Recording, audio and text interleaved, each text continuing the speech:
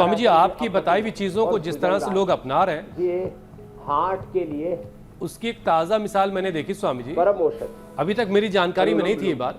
ये जो आप आंवले का इस्तेमाल आप बताते हैं, पत्थर चटा, गिलोय, एलोवेरा, ये सारी चीज़ें स्वामी जी होम्योपैथी आंवला, एलोवेरा में मदर टिक्चर के फॉर्म में आ गई हैं। ये आपकी नज़र से गुजरी कि नहीं गुजरी?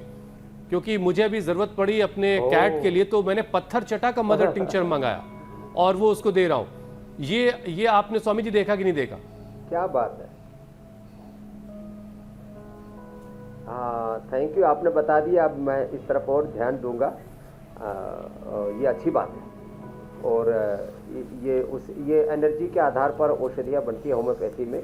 और जो आपने बताया वो सच में काबिल तारीफ है और ये होना ही चाहिए। वापस प्रकृति से, चाहे वो होम्योपैथी की औषधियाँ बन रही हो या आयुर्वेद की औषधियाँ बन रही हो, प्रकृति तो हमारी माँ की तरह है ना। हमारा जो शरीर बना है वो, this body is a composition of 5 element, पंच महाभूतों का संघात ही तो है। और वो पंच महाभूत और पंच महाभूतों के अंतर्गत ये जड़ी बूटियाँ, वनस्पतियाँ, एक एक जड़ी बूटी में 100 से लेकर के 1000 मेडिसिनल कंपाउंड होते हैं। 4 अगस्त को हमने पूरा बताया था कि और उन औषधियों से पूरा शरीर के एक एक कोशिका, एक एक सेल एनर्जाइज हो जाता है और पूरा शरीर हमारा ऊर्जा से आप्लावित हो जाता है। तो हम तो यही चाहते हैं ऐसे ही सबका जीवन धन्य बन जाए, दिव्य बन जाए। किसी के शरीर में भी वात, पित्त, कफ, दोष, कोई रोग, कोई इन्फ्लेमेशन, किसी भी तरह का कोई भी विकार अंदर ना रहे। मन विक्षेप, आवरण, जन्म जन्मांतरों का कर्माशय संस्कार, सब रोग, सब दोष, सब क्लेश, सब कष्ट नष्ट हो जाए। स्वामी जी, सारे पैथी वाले जो हैं वो आपकी पैथी को लेकर के अपनी चीज़ों को और इन्हेंस कर रहे हैं। ये वाकई अच्छा है और काबिल तारीफ भी है। स्वामी जी देखिए, ऑक्सीजन की कमी का जो असर है वो ब्रेन तक जाता है। अब इसकी वजह से थकान होती है, सिर दर्द बहुत महसूस होता है, कई बार बेचैनी, नींद की कमी, और सबसे बड़ी परेशानी कंसंट्रेट करना लोगों का बड़ा मुश्किल हो जाता है, किसी एक चीज़ पर फोकस करना। तो स्वामी जी, लंग्स के साथ साथ ज़रा ब्रेन और नर्वस सिस्टम तक ऑक्सीजन की सप्लाई प्रॉपर रहे, उसके लिए क्या क्या किए जाए? ये फोकस शीर्षासन तो मैंने देख लिया, ये और बेस्ट रेमेडी। हमारे जेंजीज में एंजाइटी है, डिप्रेशन है, अपने भविष्य को लेकर के बहुत प्रकार की चिंताएं हैं, पढ़ाई में अच्छा परफॉर्म नहीं कर पा रहे, कॉम्पिटिटिव एग्जाम्स में पिछड़े जा रहे हैं। फिर यदि किसी का बाई चांस नंबर भी आ जाए इंटरव्यू में तो वहाँ पर फेल कर देते, क्योंकि बड़ा पक्षपात है, रिश्वतखोरी है, चोरी चकारी है। सबसे बचने का एक ही उपाय है, अपने कार्य का श्रेष्ठतम रूप से निष्पादन करो और रोज सूर्य नमस्कार करो, रोज शीर्षासन कर लो। शीर्षासन न बन पाए तो चाहे सर्वांगासन कर लो या फिर अनुलोम विलोम सब मेरे स्वामी जी, किसी एक हेल्दी आदमी को मेधावटी ले लो।